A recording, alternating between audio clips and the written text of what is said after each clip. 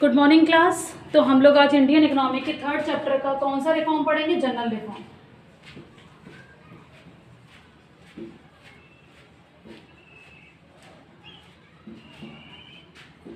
General reform पढ़ेंगे। तो हम रिफॉर्म पढ़ चुके हैं, इंस्टीट्यूशनल रिफॉर्म और लैंड रिफॉर्म। ठीक है, सॉरी, लैंड रिफॉर्म और टेक्निकल रिफॉर्म। आज पढ़ेंगे हम लोग जनरल रिफॉर्म क्या। ठीक है, जो थर्ड रिफॉर्म हमारा है वो है जनरल रिफॉर्म।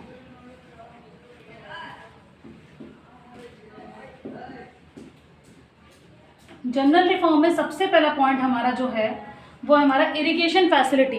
ठीक है, वो बड़ी। तो कैसी हुई बेटा? एक्सपेंड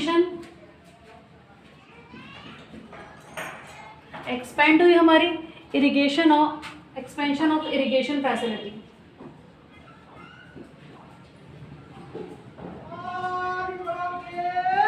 इरिगेशन फैसिलिटी, ठीक है, expansion of irrigation facility. Irrigation facility से हम लोगों ने ये देखा कि various step has been taken to improving irrigation facility. तो बहुत सारे स्टेप्स हम लोगों ने उठाए कि इरिगेशन फैसिलिटी इम्प्रूव हो। तो फर्स्ट हमारा पॉइंट है various steps has been taken to improve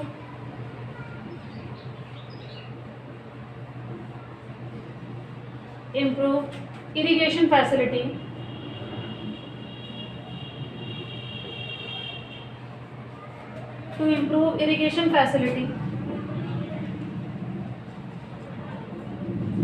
किसके थ्रू हमारी इरिगेशन फैसिलिटी इंप्रूव हुई।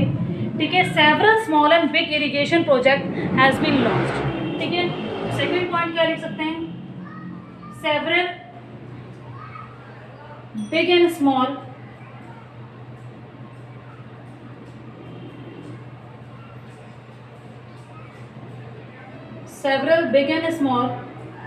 irrigation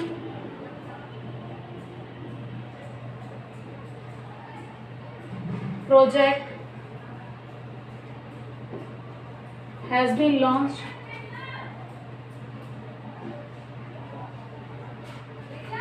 बहुत सारे सेवरल हमारे इरिगेशन प्रोजेक्ट हमारे लॉन्च हुए।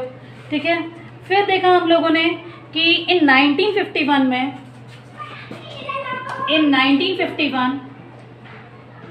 17%, ठीक है, only 17% lands are having to permanent source of irrigation.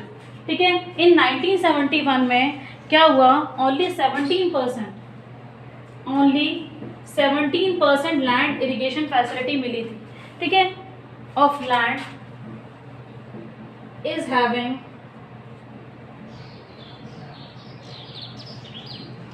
ठीक है, बस 17% ऑफ लैंड को हमारी इरिगेशन फैसिलिटी मिली थी, permanent source of irrigation.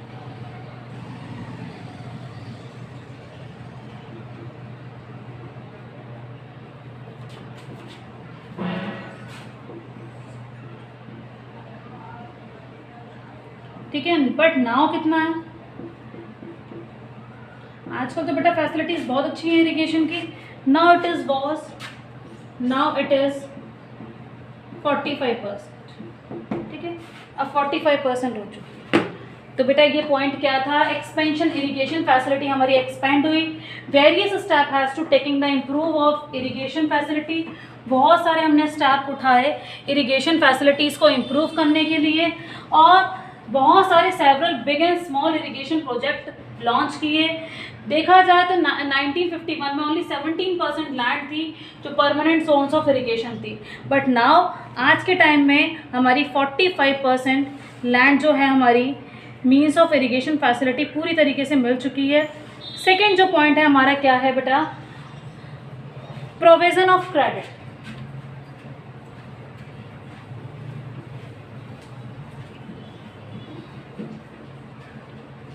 Provision of credit की फैसिलिटी बेटा इसमें प्रोवाइड हुई नाबार्ड के through. Provide of credit, provision of credit. ठीक है, क्रेडिट कैसे हमें प्रोवाइड हुआ?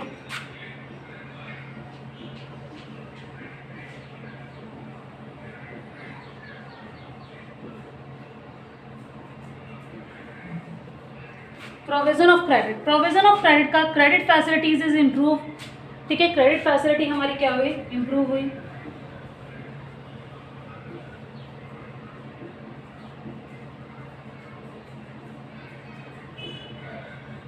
क्रेडिट फैसिलिटी हमारी क्या हुई, इम्प्रूव्ड हुई, ठीक है। जो क्रेडिट फैसिलिटी थी पूरी तरीके से are improve to provide credit from small farmer, ठीक है, स्मॉल फार्मर को प्रोवाइड कराया गया, वो फैसिलिटी बहुत इम्प्रूव है।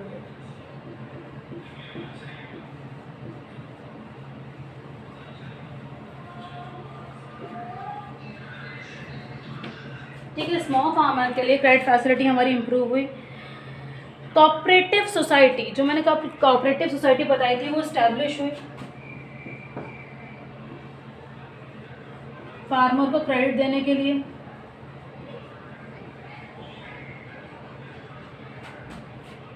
हमारे कोऑपरेटिव सेक्टर्स जो थे हमारे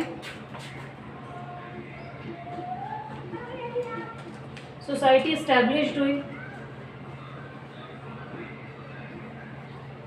ठीक है। उसके बाद क्या हुआ बेटा, फर्स्ट पॉइंट क्रेडिट फैसिलिटी हमारी इंप्रूव हुई स्मॉल फार्मर्स के लिए, ठीक है। फिर क्या, रीजनल डेवलपमेंट बैंक इस्टेब्लिश करी गई, रीजनल डेवलपमेंट जो रूरल बैंक्स होती हैं वो इस्टेब्लिश करी गई, rural development bank, rural development bank establish करी गई।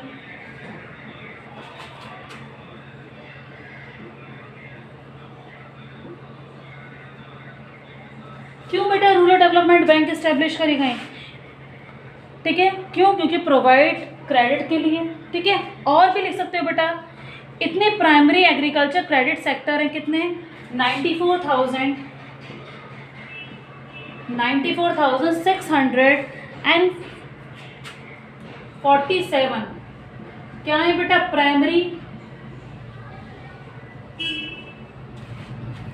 Primary agriculture credit societies,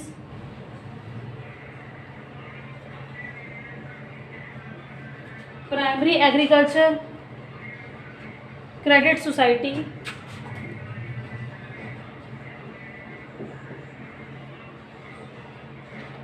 societies बनी हुई हैं, ठीक है, हमारे इंडिया में, ठीक है। बहुत कुछ लिख सकते हैं इसमें। अब हमारा नाबार्ड जो था इन 1982, ठीक है, इन 1982 नाबार्ड, ठीक है, NABARD, जो नाबार्ड था was established,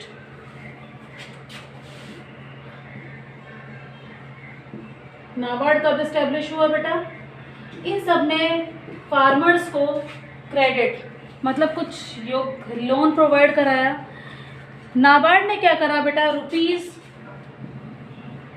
₹11,79 4 crore 425 provide credit, इतना क्रेडिट प्रोवाइड कराया नाबार्ड ने, ठीक है। स्टैब्लिश हुई बेटा इतने time, provide as credit to farmer. एक साल के अंदर 2017 से लेकर 18 तक अगर हम देखें तो, ठीक है, तो नाबार्ड ने बहुत सारी फैसिलिटीज़ करी बेटा, नाबार्ड ये तब बनी, ठीक है।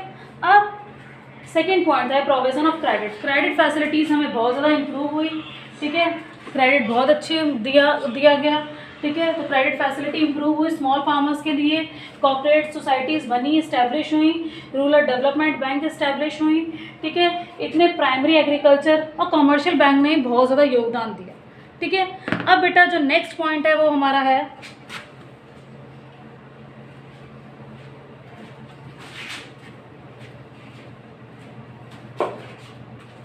Regulated market,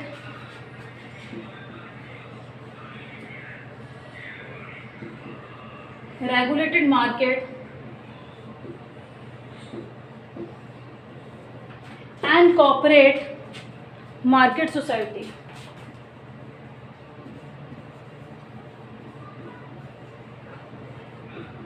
and cooperative market society.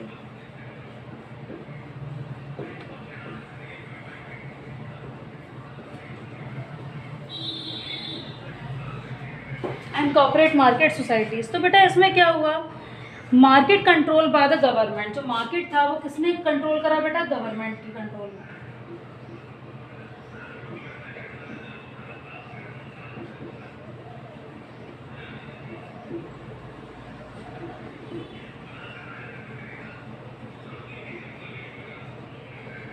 Government की कंट्रोल में था मार्केट, ठीक है। फिर क्या हुआ बेटा, across all over the India,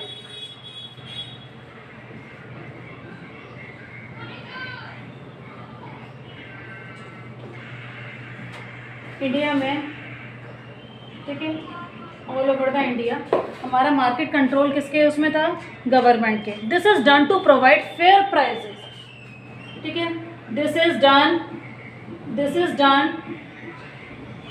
ठीक है। तो फेयर प्राइस पे हमारी market society, this is done to provide fair prices of production to the farmer, this is done of fair price, ठीक है। फेयर प्राइस पे हमें, this is done provide fair prices of the production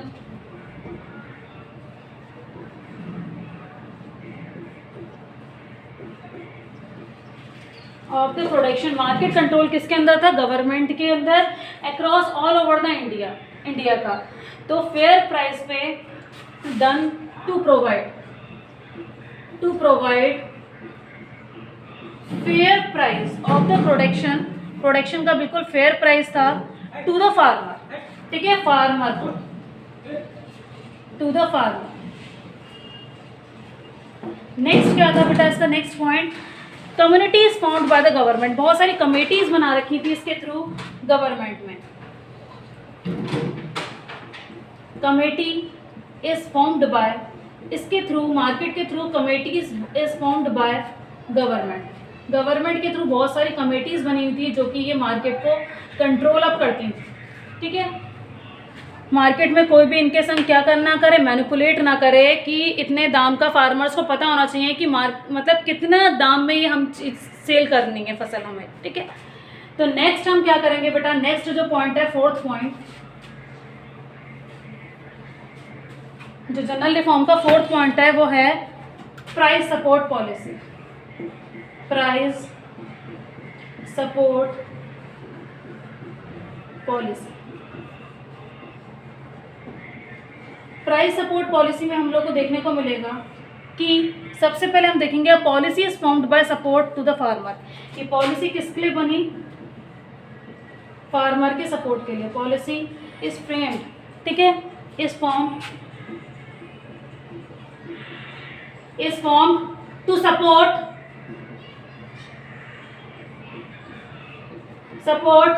by the farmer, ठीक है बेटा। ये सब क्यों बनी बेटा, कि फार्मर को सपोर्ट करने के लिए। Under this policy the government promote the minimum price of the production. Under this policy, इस पॉलिसी में क्या हुआ, मिनिमम सपोर्ट प्राइस फिक्स्ड की है गवर्नमेंट ने। Under this policy the government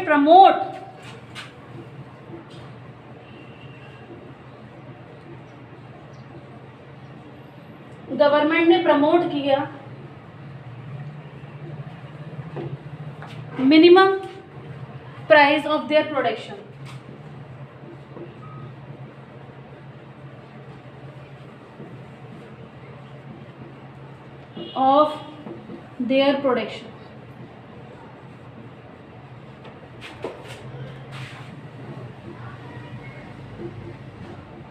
ठीक है बेटा।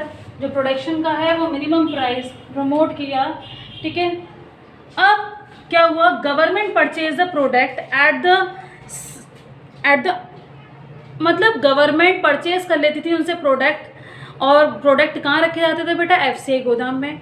उनको save the farmer for the uncertain market price, तो जो गवर्नमेंट है उनसे बहुत सारी चीज़ें wheat mainly specially wheat purchase करती थी, जिससे कि हमारा कस्टमर जो हमारा जो फार्मर है वो प्रोटेक्ट रहे बिल्कुल, ठीक है।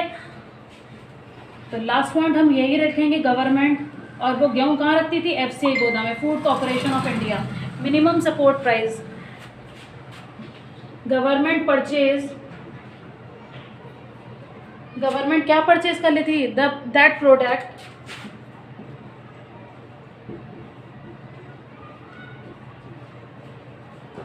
government purchase that production at save, ठीक है, सेव द फार्मर को सेव करती थी फॉर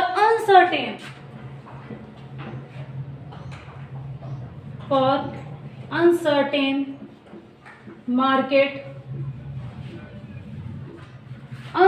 मार्केट प्राइजेस के थ्रू। तो मार्केट में कुछ भी दाम मांग लेते थे उनसे, ठीक है, बहुत कम पैसों में वो, तो सरकार उनको वादा कर देती थी कि आप फसल करो और हम आपको इतने पैसे देंगे। और फसल कहाँ रखती थी बेटा? FCI गोदाम में, ठीक है। तो बेटा यही थे जनरल रिफॉर्म हमारे। कितने जनरल रिफॉर्म हो गए बेटा हमारे?